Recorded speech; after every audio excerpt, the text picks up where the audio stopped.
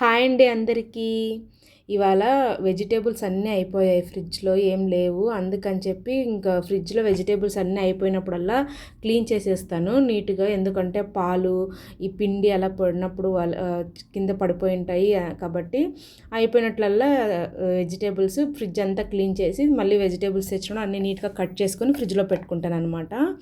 అందుకని చెప్పి ఇక్కడ ఫ్రిడ్జ్ క్లీన్ చేస్తున్నాను.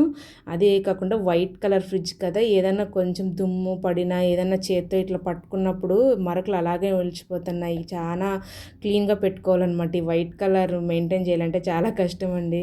మీకు ఎంతమందికి వైట్ కలర్ ఫ్రిడ్జ్లు ఇట్లా నచ్చుతాయి నాకు కామెంట్ చేయండి. ఓకే, ఇది వచ్చేసి ఇనుప కడ్డీలు ఇచ్చారు. మామూలుగా ఇండియాలో అయితే గ్లాస్ లాగా ఇస్తారు కదా, ఇక్కడ ఎందుకు ఈ ఇనుపవి ఇచ్చాయి. స్టార్టింగ్లో వచ్చినప్పుడు కొంచెం భయం వేసేది. అది కాకుండా ఇది ఒకతర సౌండ్లు కూడా వస్తాయన్నమాట. టట్ అని డ్రర్ అని సౌండ్లు వస్తుంటాయి. అందుకే భయం వేసేది కరెంట్ షాక్ కొడుతుంది ఏమైనా అని.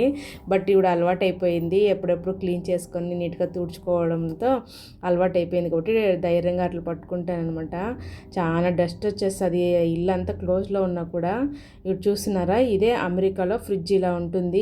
ఇది ఒక్కటే కదండో ఫ్రిడ్జ్ టూర్ మరీ ఒకసారి వదులుతానమాట. ఇప్పుడు క్లీనింగ్ పర్పస్ మీద మీకు చూపించినట్టుంది అని చెప్పి చూపిస్తున్నాను. చాలామంది మన వీడియోలు చూస్తున్నారు కానీ ఎవరు సబ్స్క్రైబ్ చేసుకోవట్లేదండి. ప్లీజ్ సబ్స్క్రైబ్ చేసుకొని చూడండి. అదేవిధంగా లైక్ చేయండి. లైక్ చేస్తేనే ఆ వీడియో చాలామందికి రీచ్ అవుతుంది కదా. మేము ఏదో అంతో కొద్దిగా కష్టపడుతున్నాను. కష్టపడిన తగ్గట్టుగా కొంచెం ఫలితం ఉంటే ఇంకా హ్యాపీ అనిపిస్తుంది. మీకు అందరికీ నా వీడియోలు నచ్చుతున్నాయని అనుకుంటున్నా.